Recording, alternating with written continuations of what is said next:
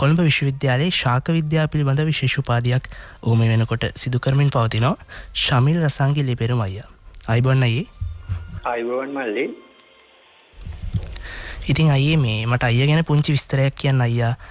පාසල් ගිහි කොහෙද සහ අයියා මොනවද මේ වෙනකොට හොයාගෙන තියෙන සොයා ගැනීම මේ ශාක සම්බන්ධව?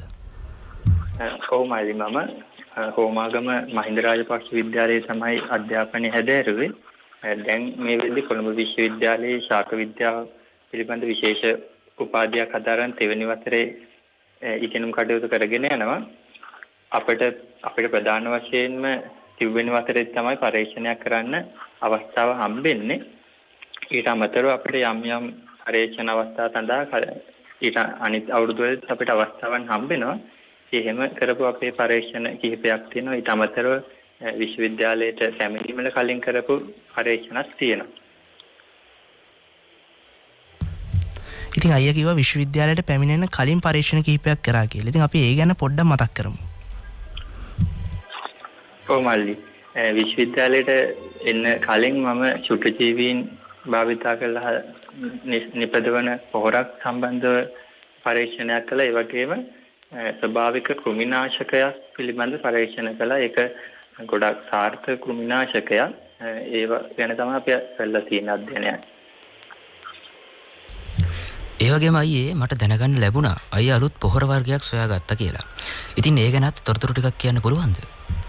ඔව් මල්ලික සාමාන්‍යයෙන් ලංකාවේ ලොකුවට පාවිච්චි වෙන්නේ නැති එකක් ඒ වුණාට කොරියාව වගේ රටවල් කරන ඒ පොහොර නිෂ්පාදනයක් අපි දැන් අපේ පරිසරයේ ඕනතරම් හිතකර ශුද්ධජීවීන් ඉන්නවා. ඒ ශුද්ධජීවීන් පාවිච්චි කරලා නිපදවන පොහොරක් සම්බන්ධව තමයි පරීක්ෂණ කළේ. අපි වනාන්තරයකට ගිහලා සාම්පල් එකතු කරගත්තා. මොකද වනාන්තරයකදී ශුද්ධජීවීන් කොහොමත් හොඳට ඉන්නවා. ඒගොල්ලන්ට කෘමිනාශක, වල්නාශක ඒ වගේ රසායනික ද්‍රව්‍ය වනාන්තරයකට එකතු වෙන්නේ නැහනේ.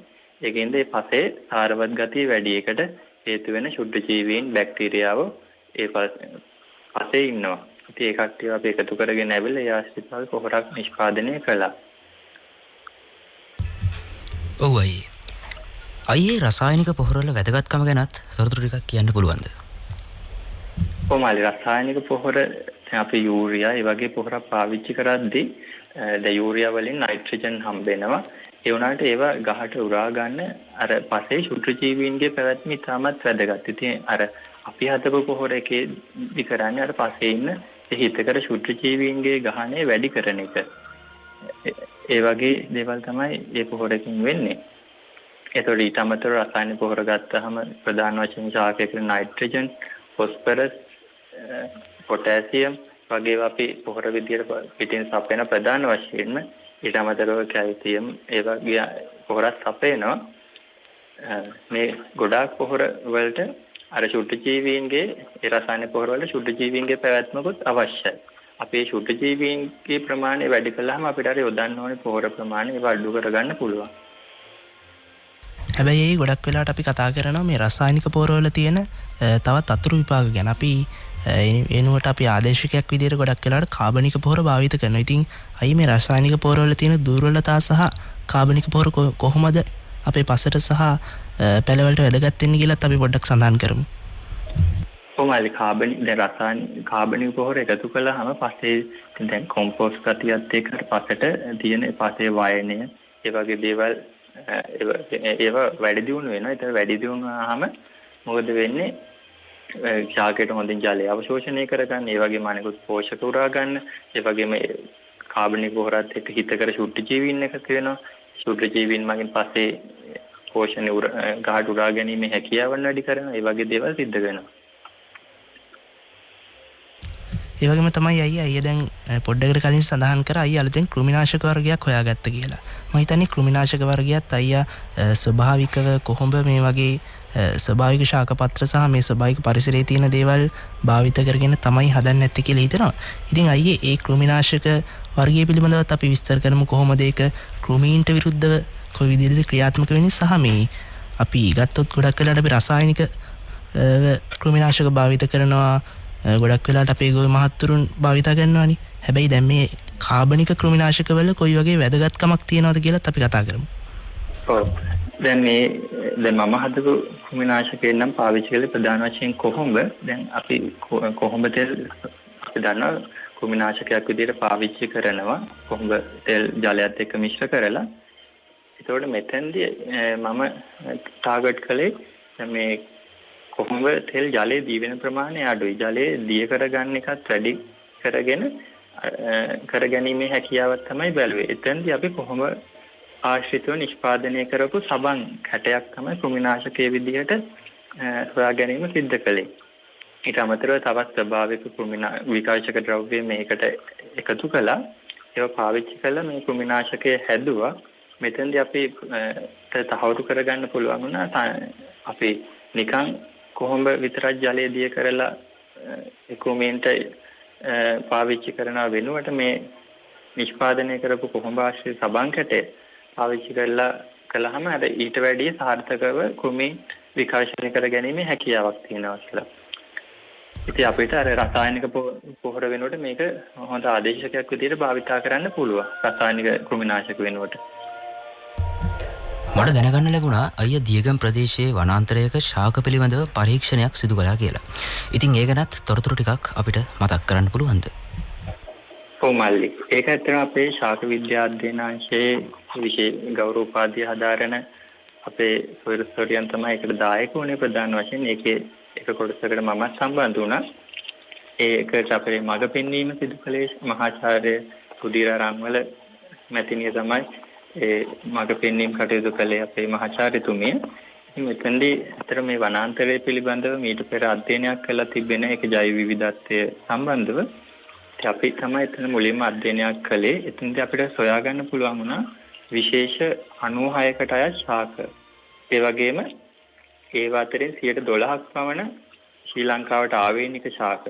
මේ වනාන්තරය ගොඩාක් විශාල වනාන්තරයක් නෙමෙයි අක්කර 23ක් වගේ කුඩා ප්‍රදේශයක ව්‍යාප්ත වෙලා තියෙන වනාන්තරයක්. ඒ වුණාට ඒ වගේ ශාක ප්‍රජාවක් හඳුනා ගන්න පුළුවන්. ඊට අමතරව අපි ඒකින සත්තු ගැනත් අධ්‍යයනය කළා. විශාල සත්තු ප්‍රජාවක් ඉන්න පක්ෂීන් විශේෂ 72ක් පමණ වාර්තා වුණා. කුණගයෝ 29ක්, ඒ වගේම සමනල විශේෂ 52ක්, ක්ෂීරපායන විශේෂ 16ක් පමණ වාර්තා වුණේ. ඒ අතරින් වඳවීමේ තර්ජනයේ ලක් වෙච්ච උණහපොළොව වගේ, ඒ වගේම පක්ෂීන් විදියට ගත්තොත් කහමැටි කොකා වගේ වඳවීමේ තර්ජනයේ ලක් වෙච්ච පක්ෂීන් වාර්තා වුණා. ඊට අමතරව වැදගත්ම කාරණේ මෙම පරිසර පද්ධතියේ ඒ ජල පෝෂක තියෙනවා, ඒවා හඳුනා ගන්න පුළුවන් වුණා. ඊට අමතරව බිම්මල් විශේෂ 50ක් පමණ හඳුනා ගන්න පුළුවන් වුණා. මේක අර කුඩා වනාන්තරයක් වුණාට ස්තරී භවනය වගේ ඒවත් දකින්න පුළුවන්. අපේ අර සිංහරාජයට ගියාම වගේ හැඟීමක් එතනදී අපිට ගන්න පුළුවන්. ඒ වගේ අධ්‍යයනයක් කරන්න පුළුවන්. අර කුඩා ප්‍රදේශයක මේ වනාන්තරයේ තිබ්බට ඒකේ ලොකු ජෛව විද්‍යාත්මක වැදගත්කමක් තියෙනවා කියලා අපේ කණ්ඩායමට තහවුරු කරගන්න පුළුවන් වුණා. ඉතින් අපි මේක පිළිබඳ මේ වනාන්තරය පිළිබඳ වැදගත්කම අපි අදාළ අංශවලට දැනුවත් කළා. මේකේ සංරක්ෂණය කරගන්න ඕනේ තත්ත්වයන් ඒවා පිළිබඳ අපි දැනුවත් කිරීම සිදු කළා. ඉතින් ඒ සම්බන්ධව තමයි කටයුතු කරගෙන යන්නේ. ඊට අමතරව මේ තවදුරටත් අපි වනාන්තරයේ හම් වෙන බිම්මල් විශේෂ පිළිබඳ අධ්‍යයනයක් කරගෙන පවතිනවා. ඉතින් අයියා අවසාන වශයෙන්ම අයියාගෙන් අහන්න කැමතියි. අද දැන් මේ අයියට මං හිතන්නේ අයියා විශේෂයෙන්ම මේ වගේ පරීක්ෂණ ගණනාවක් කරලා තියෙනවා. ඒ වගේම නව සොයා ගැනීම කිහිපයකුත් අයියා කරලා තියෙනවා. මේ පොහොර වර්ගයක් හොයාගෙන තියෙනවා. ඒ වගේම අලුත් කෘමිනාශක වර්ගයක් හොයාගෙන තියෙනවා. ඉතින් හැබැයි අයියේ අද මං හිතන්නේ අපේ මේ බදාදා සුසරසර වැඩසටහන තුලින් ඒ අයියා හොයාගත්ත ඒ නව සොයා ගැනීම පිළිබඳව රටට ලෝකෙට කියන්න අයට අවස්ථාවක් ලැබුණා. ඉතින් අයියා අපේ වැඩසටහන ගැන අවසාන වශයෙන් පුංචි අදහසක් අයියගේ අදහසක් ප්‍රකාශ කරන්න පුළුවන් නම් මම කැමතියි. ඔව් මල්ලි, ප්‍රථමයෙන් මේ අවස්ථාව ලබා දුන්නට මම ස්තුතිවන්ත වෙනවා. ඊට අමතරව මේ වැඩසටහන දී ඉතාමත් වැදගත් වෙනවා. තව අපේ ඉදිරි පරම්පරාවේ මේක අහගෙන ඉන්න ඉදිරියේදී තව මේ වගේ අධ්‍යයනයන් සඳහා සම්බන්ධ වෙන්න බලාපොරොත්තු වෙන අය මේ වගේ අලුත් දේවල් හොයන්න, ඒ වගේ අපේ නංගිලා මල්ලිලට ගොඩාක් මේක ඉතින් වැදගත් වෙනවා. එහෙනම් බොහොමත්ම ස්තුතියි අයියා අද අපිත් එක්ක සම්බන්ධ වුණාට. ඉතින් විශේෂයෙන්ම අයියට හෙට දවසේ විභාගයකටත් පෙනී ඉන්න තියෙනවා කියලා කිව්වේ. ඉතින් අද ඇත්තටම අද දවසේ කාලය එතකොට ගොඩක් වටිනවා. ඉතින් ඒ විදිහටත් වෙලා තියෙද්දි අද අපේ අයියගේ වටිනා කාලය කැප කරගෙන අපේ මේ වැඩසටහනට සම්බන්ධ වීම පිළිබඳව මම බොහොමත් ස්තුතිවන්ත වෙනවා අයියට. ඉතින් අපිත් එක්ක මේ විදිහට සම්බන්ධ වුණේ කොළඹ විශ්වවිද්‍යාලයේ ශාක විද්‍යාව පිළිබඳ විශේෂ උපාධියක් හදාරමින් සිටින ශමීල් රසාංගි ලේපෙරුම අයියා. බොහොමත් ස්තුතියි අයියේ.